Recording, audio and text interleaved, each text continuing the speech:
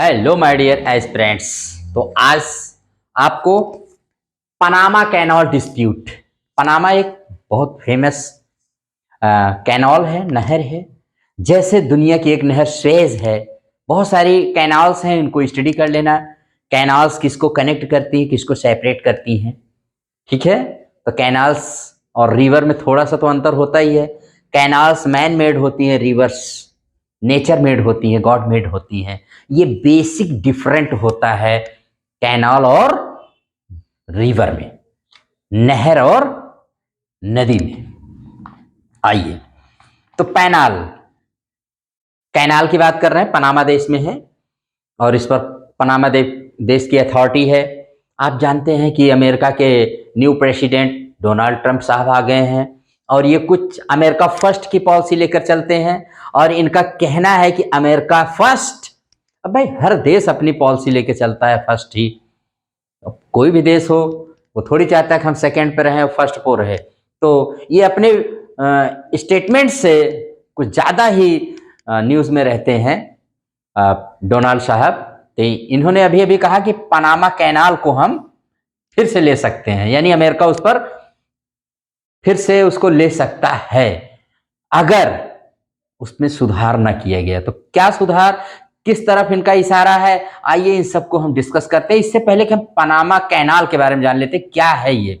दुनिया की सबसे मशहूर एक कैनाल है सुएज कैनाल। सुएज जो भूमध्य सागर और लाल सागर को जोड़ती है, ठीक है। तो उससे बहुत 6000 किलोमीटर की दूरी कम हुई थी इंग्लैंड और यूरोपीय देशों से और भारत के बीच में। और उसके बाद तो फिर अंग्रेज हमारे देश को कुछ और ही हिसाब से लूटना शुरू किए। 1869 में सुएज कैनाल को ओपन किया गया था, जो मिस्र के कब्जे में है। तो आइए, आज हम सुएज कैनाल नहीं चल रहे हैं, आज हम चलेंगे कहां पर, पनामा कैनाल, ठीक है। पनामा देश है, एक कैरिबियन देश है, उसी के नाम पर इसका नाम है।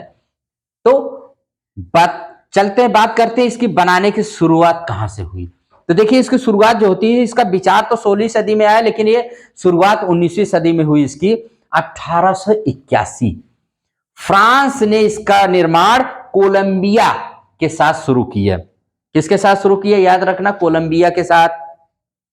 और इंजीनियर कौन थे, फर्डिनेंड डी लैसेप्स। ये वही इंजीनियर हैं जिन्होंने सुएज नहर का निर्माण किया था। फर्डिनेंड डी लैसेप्स, जिन्होंने सुएज कैनाल का बनाया था निर्माण, उनको ही दिया गया कैनाल का निर्माण करने के लिए। अब लेकिन 8 साल बाद ही 1889 में वर्कर्स में फैलने वाली बीमारी, आर्थिक तंगी और इन सब तमाम परेशानियों ने प्रॉब्लम्स की वजह से इस कैनाल का काम रोकना पड़ा फ्रांस को, और वो अपना एक तरह से इस काम को ठप हो गया। अब कैनाल 8 ही साल काम चला, वहां मलेरिया फैल गया, बहुत सारे वर्कर मर गए, और जिसकी वजह से इसका काम रोक दिया गया due to malaria and yellow fever, ठीक है।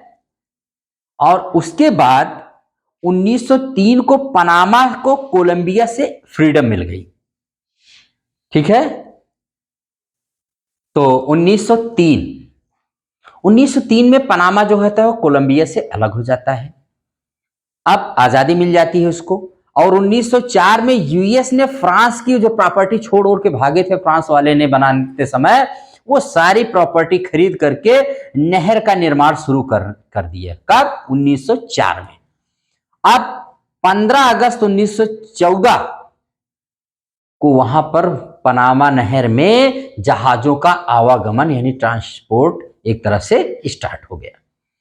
यूएस इंजीनियर का इस सर्वोत्तम उदाहरण माना जाता है। पूरी दुनिया में लोहा मान लिया गया भाई अंग्रेजों माने अमेरिकियों का, कि वाह भाई वाह, जो काम वो फ्रांस के लोग नहीं कर पाए, इन अमेरिकियों ने करके दिखाया, अमेरिकन ने करके दिखाया।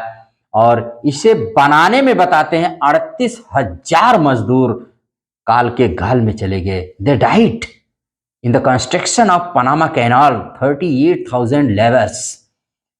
और खर्च 37.5 करोड़ डॉलर उस जमाने में आया था।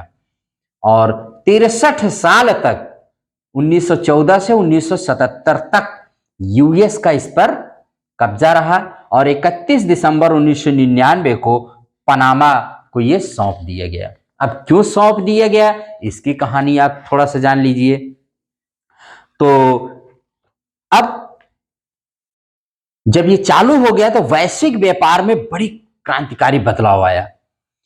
अब हम देखते हैं कि ये लिंक किसको करती है, कनेक्ट किसको करती है, पनामा कैनाल। तो पहले, इससे पहले हम बता दें क्यों आया। तो देखिए, जब ये बनी थी ना, तो ये नहर के नियंत्रण को लेकर के पनामा में भारी रोष था, क्योंकि नहर तो बन के तैयार हो गई, 1914 से चालू हो गई।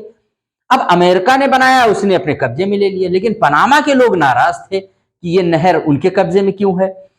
1964 में पनामा गवर्नमेंट के खिलाफ पूरे माने country wide, across the country demonstration, प्रोटेस्टेशन हुआ, बहुत सारा प्रोटेस्ट हुआ। और तब जाकर के 1977 माने टोरी जोस कार्टर संधि हुई। 1977 तक यूएसए के नियंत्रण में कौन सी संधि हुई, टोरी जोस कार्टर संधि या ट्रीटी। इस समझौते पर यूएस प्रेसिडेंट कार्टर ने कैनाल का नियंत्रण को पनामा को वापस दे दिया। तो कौन सी संधि से पनामा को मिला था पनामा कैनाल का नियंत्रण या कंट्रोल, तो उसको कहिएगा टोरी जोस कार्टर संधि। ठीक, संधि के तहत 31 दिसंबर 1999 को वापसी की तारीख तय की गई कि भाई अब पनामा को दे दिया जाएगा।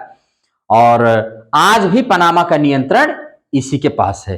पीसीए, पनामा कैनाल अथॉरिटी के पास है इसका मैनेजमेंट। याद रखिएगा, पीसीए। पनामा को मिलती है कितनी फीस हर साल? हर साल $1 अरब से ज्यादा की कमाई होती है। यानी उसके लिए एकदम भाई समझ लीजिए, बहुत ही कमाई का बहुत बड़ा जरिया है ये। और इस रूट पर सबसे ज्यादा यूएसए के जहाज, शिप्स आवाजाही करते हैं। 75% कार्गो का है यूएस आना जाना, माने जो कार्गो माने जहाज आते हैं सामान से लदे हुए, ये 75% जहाज सिर्फ यूएस के ही रहते, आते जाते रहते हैं। और पनामा नहर में चीनी पेंच, अब नहर के जरिए यूएस का 14% व्यापार होता है, नहर के रास्ते दुनिया का 5% व्यापार होता है। पनामा नहर में चीनी पेंच।